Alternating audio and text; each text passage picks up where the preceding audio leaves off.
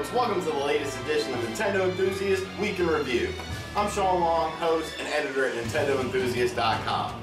E3 was this past week. There's a whole bunch of stuff to talk about. I don't even know why we're doing an intro, so let's go ahead and jump into this past week's game. Nintendo busted out the big guns this year at E3, and they dominated everyone.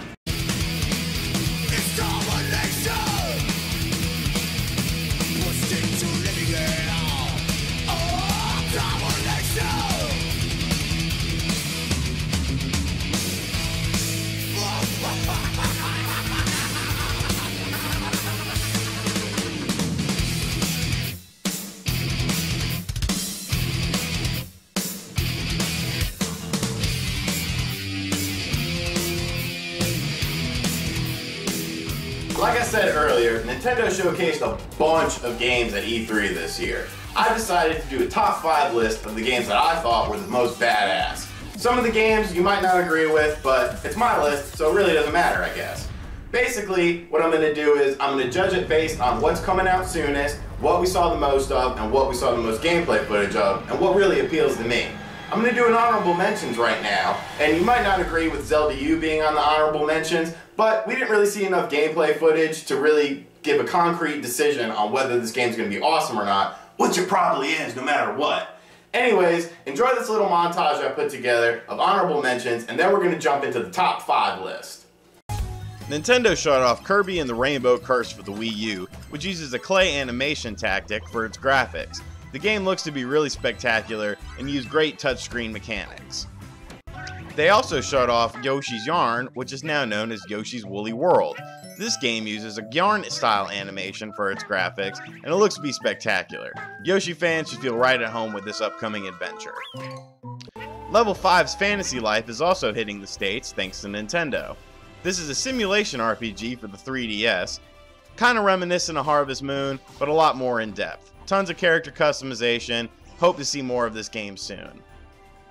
Finally, we got our first look at Zelda U for the Wii U, and wow, there's really nothing you can say about it. The whole game is going to be an open world adventure. You can do whatever you want, see whatever you want, go to any places you want. It just looks fantastic. Starting off the list and coming in at number 5 is Hyrule Warriors. We've seen a lot of Hyrule Warriors, but at E3 we saw a whole lot more. You get to play as Link, Zelda, Midna, Impa, all sorts of craziness. The game looks really fun, really over the top. It's a great mashup of the Legend of Zelda series and the Dynasty Warriors series. I'm really looking forward to this game. Coming in at number 4 is Mario Maker for the Wii U. This was a game that you might remember was broken exclusively on Nintendo Enthusiast before E3, and within minutes all the big websites were hitting me up. Where'd you get this story from? Who's your source? Where's your information? I'm not gonna give you my source. What the hell's wrong with you? Anyways, Mario Maker is a game where you take various Mario levels from various Mario games and create them in your own image. Start from scratch, take a little inspiration from a classic level, do whatever you want, upload it onto Miiverse, play it with your friends. It's definitely going to be one of the biggest games of 2015 and rightfully should be number 4 on this list. Coming in at number 3 is a brand new IP from Nintendo called Splatoon. A Japanese take on an American genre, Splatoon is a 4-on-4 online shooting game where the main objective is to cover the level in your team's paint color. You can shoot opponents, use a variety of classes and weapons, use the paint to move quicker or hide in it and pop out in stealth kills. Splatoon is scheduled for a 2015 release and looks to be a one-of-a-kind experience. Coming in at number 2 appropriately is Bayonetta 2 for the Wii U. We've seen a lot from Bayonetta 2 so far, but what we saw at E3 was just fantastic. You've got beautiful graphics, sick gunplay, there's going to be a mech suit, online co-op, angels and demons battling, there's all sorts of craziness. This is probably one of the most polished games that we're going to see on the Wii U this year. Also, you're going to get Bayonetta 1 for free when you buy Bayonetta 2. And it's not the crappy PS3 version, it's the highly done Xbox 360 version, which runs at 60 frames per second. And they're going to throw in Nintendo-themed costumes in Bayonetta 1, where you can play as Link, you can play as Samus, in Nintendo-themed areas, and God, there's just so much cool stuff. I need this game now. Bayonetta 2 is going to be a huge hit, and I hope all of you buy it and support it so we get more cool games like this from Platinum Games. Before we hop into number 1 though, let's take a look at this week's Retro Game of the Week. My retro game of the week this week is a Wii classic that a lot of people sleep on, but they shouldn't. Silent Hill Shattered Memories is a fantastic Wii game. Seriously, it'd be good on any system, but on the Wii, it just made sense.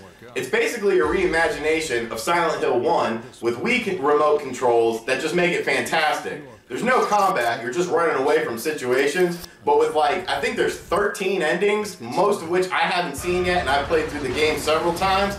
This game has incredible replay value. The graphics are good, the story is amazing. Silent Hill Shattered Memories is a game that should be in everyone's collection, whether you were a Wii head or not. Be sure to pick it up. With all these awesome games, you're probably thinking, what the hell could possibly be number 1? Well, it was my biggest E3 surprise, and a game that I think Wii U owners are really gonna love, Devil's Third.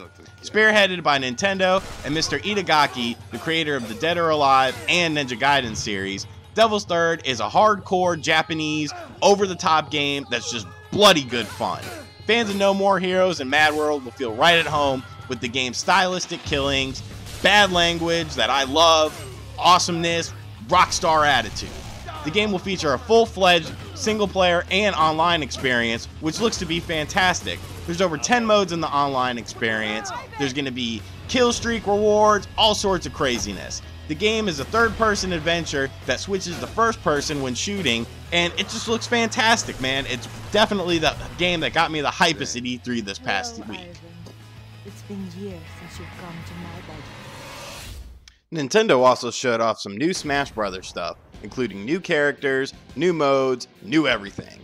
3DS version is going to have a Smash Run mode that uses a sort of platformer game style in which you collect power-ups and then use it at the end against 3 other characters. Could be a standard battle, could be a race, could be a lot of things. Smash Brothers is shaping up to be a great experience, with coming out on the 3DS in November, holiday season for the Wii U. Alright folks, that'll do it for this week's show. There was a whole bunch of stuff I didn't even get a chance to cover, such as Shigeru's new project and Star Fox on Wii U.